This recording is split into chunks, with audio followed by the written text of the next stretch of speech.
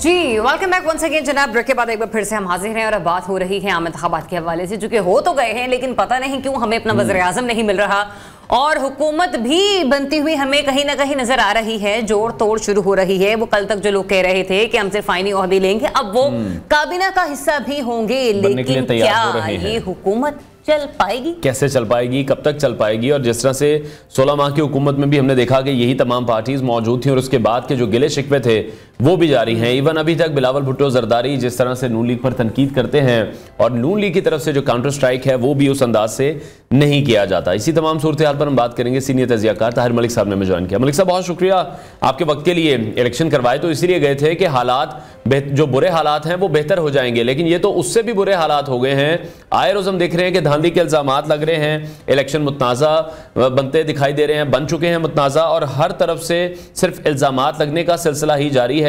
Commissioner Rawalpindi वाला भी एक एपिसोड हो चुका है जिसमें अब बार बार यही कहा जा रहा है कि कमिश्नर साहब का कोई दिमागी तवाज़ुन ठीक नहीं है।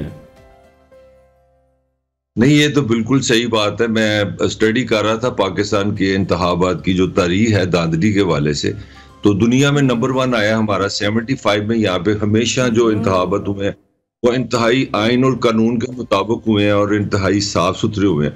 तो इसमें तो मुझे कोई शक नहीं, जो भी धांधली का इल्जाम लगाएगा वो सारे पागल हैं, बल्कि उसके लिए हमें कानून बना देना चाहिए। मतलब 75 साल में हमने एक भी इलेक्शन ऐसा नहीं कराया जिसमें धांधली ना हो। तो मैं थोड़ा सा तन से जो बात करना चाह रहा हूँ, मैं कहना चाह रहा हूँ कि देखें, जमहूरियत की जो बुनियाद है वो डेफिनेटली एक फैक्टर नहीं है, मगर जो सबसे इम्पोर्टेंट फैक्टर है वो फेयर एंड फ्री इलेक्शन है। तो जिस तरह आप कोई इमारत बनाते हैं और उसकी जो बुनियाद बनाते हैं वही वैसी इमारत बनेगी। अब आप माशाल्लाह आपके सवाल में ही बड़ा अच्छा जवाब है कि जब आपने बुनियाद ही इमारत की जो बनाई है उसमें डिस्प्यूट आ गया। अब असल मसला ये है कि हमें हमारे पास ऐसे इदारे क्यों नहीं है जो फैक्ट्स फाइंडिंग करें। हमारी सुप्रीम कोर्ट है, हमारे बाकी इदारे हैं। जब तक ये कहते हैं ना दूध का दूध और पानी का पानी अलग नहीं होगा, आगे नहीं जाएंगे। जो भी अगर हुकूमत मखलूत भी बन जाए, नून की बन जाए, पीपल्स पार्टी की बन जाए, पीटीए की बन जाए, तो ये जो दर्द है ना धांधली का, ये इल्जाम है, ये सच है, ये मैं नहीं कह रहा, मगर ये शामिल हो गया तो हमें इसकी कीमत अदा करनी पड़ी। अच्छा, ये भी बताइएगा ताहिर साहब, जब हम इंडिया के हवाले से बात करते हैं जो कि हमारा पड़ोसी मुल्क है, आगे पीछे सिर्फ एक दिन का फर्क है हमारे आज़ाद मुमलिकत बनने में वहाँ पर जब आज तक इंतखाबात हुए हैं वहाँ पर धांधली को उस तरह से शोर हमें सामने नजर आता हुआ नहीं दिखाई देता। मतलब बहुत सारी हमने इंतखाबात के नताइज जो हैं वो देखे हैं और फिर हुकूमत वहाँ पर मौजूद नहीं होती है। हम देखते हैं जो सिटिंग गवर्नमेंट है वही इलेक्शन करवाते हैं, रियासतें वहां पर ज्यादा मौजूद हैं, वोटर की तादाद वहां पर ज्यादा मौजूद है, लेकिन इस तरह के इश्यूज हम अक्रॉस द बॉर्डर तो नहीं देख रहे हैं। देखिए, पहले तो हमने बड़ी ज्यादती की। जो 73 का कॉन्स्टिट्यूशन था ना, उसके मुताबिक कोई निगरान हुकूमत नहीं होती। हमारे यहाँ पर अंदाजा लगाएं कि हमने टैक्स पेयर से कितनी ज्यादती की है। पंजाब हुकूमत है और हमारी जो केपी की हुकूमत है, ये जो हमारी फेडरल हुकूमत है, ये चूंगा प्रोग्राम है। ये 9-10 साल से अवाम के टैक्स पे इन्होंने डाका डाला हुआ है। ये आपके मेरे जो पैसे इकट्ठे होते हैं, पाकिस्तान का जो 73 का कॉन्स्टिट्यूशन था उसके मुताबिक ये था कि जब इलेक्शन अनाउंस हो जाएंगे, ये मैं इंडिया की तरफ भी अब जाने लगूं, इंडिया में हुकूमत नहीं बनती, कोई निगरानी नहीं होती। जो ही इलेक्शन आपका अनाउंस होता है तो सारी पावर चली जाती है इलेक्शन कमिश्नर के पास। तो इंडिया में प्रैक्टिकली प्राइम मिनिस्टर जो होता है वो जीरो होता है। उसका जो असल प्राइम मिनिस्टर वो 90 दिन हो, 60 दिन हो, 30 दिन हो, वो चीफ इलेक्शन कमिश्नर होता है। आप उसकी इजाजत के बगैर कोई फंड नहीं ले सकते, कोई ट्रांसफर नहीं कर सकते, तो वो प्रैक्टिकली स्टेट को वो कंट्रोल कर लेता है। तो हमने उसका उल्टा हिसाब किया।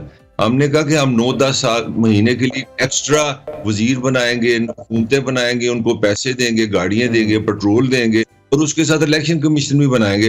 वो इलेक्शन कमीशन जो कभी 3 महीने 6 महीने पहले कहता है मेरे पास पैसे नहीं है, हमारे पास कलमे नहीं, हमारे पास पेंसिलें नहीं है। तो हमारे सिस्टम का फ्लाई, to be honest with you, हमने सिस्टम खुद इस तरह डिजाइन किया हुआ है ताकि हमें कंट्रोल इस पे हासिल हो। ताहिर मलिक साहब, सवाल ये भी है, सिस्टम तो डिजाइन हमने अपनी मर्जी के मुताबिक किया हुआ है, आपको लगता है कि हमने इलेक्शन भी ये वाला अपनी मर्जी के मुताबिक डिजाइन किया? हमने उनको इतना कंट्रोवर्शियल बना दिया कि इलेक्शन से एक रात पहले ही हमने देखा कि बहुत सारे सवालिया निशान लग गए, फिर इलेक्शन की रात को, बल्कि सुबह से लेके जिस तरीके से इंटरनेट की बंदिश रही है वो भी एक बहुत बड़ा क्वेश्चन मार्क है इलेक्शन की शफाफियत पर। तो वहीं से ही एक पहला जो था वो कील गड़ी और फिर आगे चलकर हम ये देख रहे हैं कि इतने रोज गुजर गए, 1.5 हफ्ता गुजर गया, अभी तक इस मुल्क में हुकूमत साजी होती हुई हमें नजर नहीं आ रही। देखिए ना, 1970 में हमने पहले इलेक्शन कराए थे 1 मैन 1 वोट, और आज उसको 30 और 24 54 ईयर्स हो गए हैं, आज तक हमने असेंबली को कॉल ही नहीं किया। यानी कि 160 सीटें थी, 160 अवामी लीग की थी, शेख मुजीब उसका हेड करता था, और पीपल्स पार्टी की दूसरी नंबर सीटें थी 81। तो हमने 160 वाले को आज तक 54 ईयर्स हो गए, हमने असेंबली का इजलास ही कॉल नहीं किया कि वहां काउंटिंग हो जाएगी, 160 वाला हुक्मरान हो जाएगा। तो मेरा लिए हमारे कहीं ना कहीं हमारे सिस्टम में शुरू से ये चीज है। फिर उसके बाद 77 के इलेक्शन है, पाकिस्तान की तारीख की सबसे बड़ी धांधली की जो कैंपेन थी 77 में हुई। फिर 90s में भुट्टो और बेनजीर भुट्टो नवाज शरीफ की लड़ाई इसी बात पे होती थी, इलेक्शन चोरी हुई है, इलेक्शन चोरी हुई है। अब हालत ये होगी हमारे इलेक्शन की क्रेडिबिलिटी की कि मैं तो खैर एक बहुत ही आम आदमी, मेरे से भी गया गुआचे जो बंदा आपको बता देगा इलेक्शन से पहले कौन जीतेगा। तो ये एक ऐसा मुल्क है जिसमें पहले हुकूमत बनती है, इलेक्शन बाद। लेकिन मलिक साहब, अभी आप सिचुएशन किस तरह से देख रहे हैं? जो इत्तेहाद बनते हमें दोबारा से नजर आ रहे हैं। पहले पाकिस्तान पीपल्स पार्टी कह रही थी काबीना का हिस्सा नहीं बनेगी, अभी वो वफाकी काबीना का हिस्सा भी बनने जा रहे हैं। तो एक बार फिर से आप वही देख रहे हैं, PDM 2 वही जो 16 माह की हुकूमत में तमाम चेहरे हमें नजर आए, फिर वही मिलकर बैठ जाएंगे? देखिए, जो अंदर की बात है ना वो ये है कि 18वीं तरमीम के बाद सूबों को 55% जो आप टैक्स इकट्ठा करते हैं ना, पाकिस्तान 9,000 अरब रुपए का टैक्स इकट्ठा करता है। असूली तौर पे, आईनी तौर पे वफाक को उस 9,000 अरब में 55% वापस सूबों को दे देना है। तो नून की अंदर से ख्वाहिश ये है कि हमें पंजाब मिल जाए, हमें पैसे हमारे मिल जाए। सिंध बड़ा खुश है पीपल्स पार्टी के, हमें सिंध मिल जाए, खान साहब को KPK मिल जाएगा।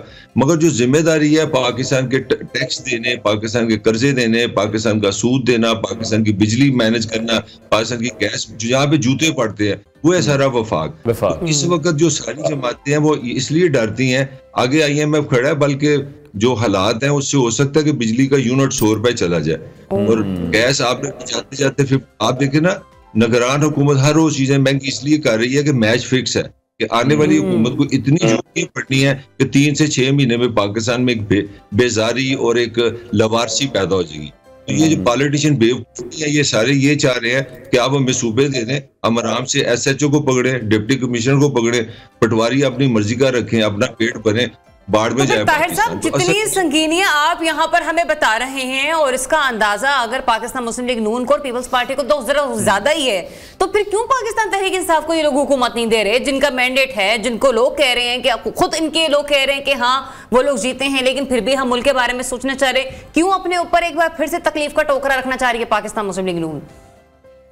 हमारी जो मेरा प्रॉब्लम शुरू हुई है वो 9 मई से शुरू हुई है। हमारा रियासत ने ये फैसला किया, ये ऑन दी रिकॉर्ड है, को मैं आपको खबर नहीं दूंगा कि याद है 9 मई के बाद 11 मई को जनरल शरीफ साहब की प्रेस कॉन्फ्रेंस हुई थी, तो वो ऑन रिकॉर्ड थे कि ये हमारी रियासत इस दिन को भूल नहीं सकती और हम इसको किसी सूरत जाने नहीं देंगे। इसका मतलब ये है कि आप अच्छा कह लें या बुरा कह लें कि रियासत ने फैसला किया कि एक जमात है उसने रियासत पे हमला किया। ताहिर साहब, क्या अवाम इस रियासत का हिस्सा नहीं जिन्होंने 8 फरवरी को फैसला लिया और बकौल मौलाना साहब की कि उन्होंने 9 मई के बयानिए को या 9 मई के मामलात को डिफ्यूज करके रख दिया? ये माशरती लोगों की किताबों में तो यही लिखा है, मगर जो मेरी उम्र में मैंने देखा मुझे यकीन नहीं आया। मुझे जुल्फकार अली भुट्टो का एक बड़ा खूबसूरत फिक्रा, आपने बड़ी अच्छी फिक्रा यूज किया। मैं आपकी सपोर्ट में एक बात कहना चाह रहा हूँ कि पाकिस्तान की सियासी तारीख में 75 साल में जो सबसे खूबसूरत पॉलिटिकल वर्ड आया वो है ताकत का सरचश्मा अवाम है। तो देख लें 2.5 साल वो काल कोठरी में रहा और 52 ईयर्स की उम्र में उसको फांसी हो गई। 2 उसके बेटे थे, दोनों को गैर फितरी थी, मौत से गए। एक बेटी वजीर आजम थी, वो भी दुनिया से चली गई और उनकी जो बेगम साहबा थी नुसरत, वो दिमागी तवाज़ुन खो गई। तो जिसने ये आपको आइडिया दिया था कि ताकत का सरचश्मा हमें, उसके साथ ये हुआ। अब बाकी आप सवाल कर ले। ठीक है, तो मलिक साहब आप फिर किस तरह से देख रहे हैं, अगर पीपल्स पार्टी फिर मरकज का हिस्सा बन जाती है, आसिफ अली जरदारी साहब सदर बन जाते हैं, बिलावल इस ख्वाहिश का इजहार कर रहे हैं कि उनके जो वाले साहब हैं वो सदर बन जाएं, तो फिर जो ऐवान सदर है वो आपको लगता है कि वजीर आजम हाउस पर भारी ही रहेगा, जैसे आसिफ अली जरदारी साहब के पहले जब वो ओहदा सदारत के दौरान थे तब जो कुछ होता था? मैं तो आप दोनों के सवाल को आगे लेके जाऊंगा। ठीक है, ये सदर बन जाए, ये यूनाइटेड नेशन के सेक्रेटरी जनरल बन जाए, अमेरिका के प्राइम मिनिस्टर बन जाए, मुझे कोई इतराज नहीं। मेरा तो नहीं बनेंगे तो मुल्क के वज़ीर आज़म नहीं बनेंगे क्योंकि मसले बड़े ज्यादा है ना। PM शिप कोई लेने को तैयार नहीं।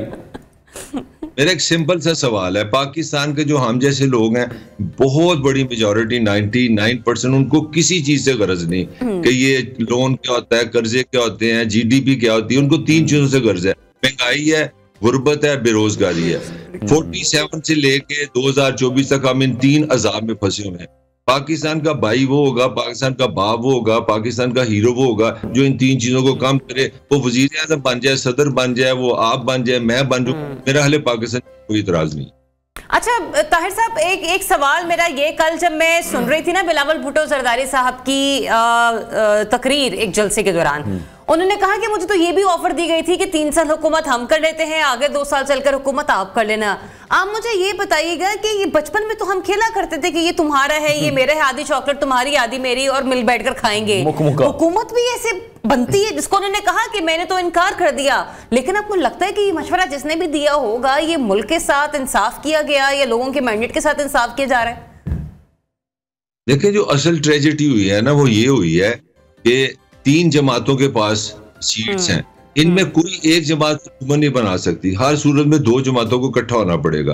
अब खान साहब जो हैं, खान साहब तो आपको पता है 150 किलोमीटर पे गेन करने वाले हैं। वो तो 30 साल से कह रहे हैं कि दोनों चोर हैं। अब चोरों में से किसके साथ रुले, वो उसकी प्रॉब्लम है। वो तो फरमाते ही है कि ये दोनों फ्रॉडी हैं, चोर है, मैं इनसे नहीं मिल सकता। अब बाकी 2 रह गए। अब बाकी 2 का मसला ये है कि असल में पुराने ये एक दूसरे के सियासी हरीफ थे। तो ट्रेजेडी ये हुई है कि ऐसा खूबसूरत निजाम है, उसने किसी को किसी जगह नहीं छोड़ा। आपको हर सूरत 2 जमातों को इकट्ठा होना पड़ेगा, और जब 2 जमातें इकट्ठी होंगी तो दोनों की डेथ हो जाएगी। ये मैं आपको लिख के दे रहा हूँ कि पॉलिटिकली परफॉर्मेंस किसी के पास नहीं है, टीम किसी के पास नहीं है, प्रोग्राम किसी के पास नहीं है, कौम के अंदर सब्र नहीं है, मीडिया में मेजोरिटी नहीं है। तो किसने इनको 3 साल देने के पासन सही करो। कल उन्होंने हलफ लेना है तो SHO ने डाका डाल देना है, MPA ने कोई गलतकारी आ जानी है, सोसाइटी में एग्जाइटी है, मीडिया ने शोर डाल देना है, बिजली महंगी हो गई होगी। तो आपके पास किसी के पास मेरी राय में प्रोग्राम ही नहीं है, टीम ही नहीं है। खान साहब की मैं जाते जाते एक बात कर दूं, इमरान खान कह रहा था कि मैंने 26 साल तैयारी की है, तो उन्होंने 3.5 साल में 5 मिनिस्टर और 5 फाइनेंस सेक्रेटरी बदले थे जी। और उन्होंने खुद करनी थी IMF के लिए, इतनी तैयारी थी उनकी। बाद में जाकर उनको समझ आया कि IMF से लोन, तो इतनी तैयारी के बाद हमारे हुक्मरान आते हैं तो क्या रिजल्ट देंगे? मेरा नहीं ख्याल इनके पास कैपेसिटी है। ठीक है मलिक साहब, बिल्कुल दुरुस्त फरमा रहे हैं आप। जिस तरह से CCP लाहौर, तो शायद हमें याद भी नहीं है कि वो कितने CCP लाहौर PTI के दौर में तब्दील किए गए थे, हमारे खिलाफ ही कोई फाइल ना खुल जाए। लेकिन फिर आप सिनेरियो किस तरफ जाता देख रहे हैं? एक तरफ गैस बढ़ रही है, बिजली बढ़ रही है, पेट्रोल की प्राइसेस बढ़ रही हैं। आने वाली हुकूमत फिर कर क्या सकेगी? सोशल मीडिया को अगर हम देख लें तो 2 दिन से हम देख रहे हैं कि एक्स पर भी पाबंदी लगी हुई है, जिसको ट्विटर के नाम से पहले जानते रहे हैं, तो वो भी नहीं चल पा रहा है। कोई ऐसी चीज नहीं है मुल्क में जो चल रही हो, और वहां पर बहस सिर्फ ये हो रही है कि मरियम नवाज वजीर आला बनेंगी, कैसे बनेंगी, किस क्रेडिबिलिटी पर बनेंगी। देखिए, बड़ा सिंपल हाल है। अगर ये निजाम चाहे, सिंपल हाल ये है कि हमारी जो सुप्रीम कोर्ट है वो न्यूट्रल है, वो सुओ मोटो ले दादरी पे, बल्कि अगले इसी वीक उनकी समाअत है। आप लाइव कवरेज कर दें और सुप्रीम कोर्ट जो एक न्यूट्रल इन्वेस्टिगेशन करे, अगर धांधली जहां जहां पे हुई है उसको साफ करें, और धांधली के बाद आप पाकिस्तान को आगे ले जा सकते हैं। एक आपके अंदर एक इखलाकी कॉन्फिडेंस आ जाएगा। मेरा बार बार सवाल है कि आपने जिस गाड़ी में बैठेंगे, एक मसला पाकिस्तान की रियासत से दरखास्त है कि आप एक इंश्योरेंस कर दें कि आप न्यूट्रली ये साबित कर दें, जहां जहां धांधली है वो खत्म करें। मैं आपको गारंटी देता हूं, उसके सबूत दे रहे होंगे कि जहां जहां धांधली हुई है।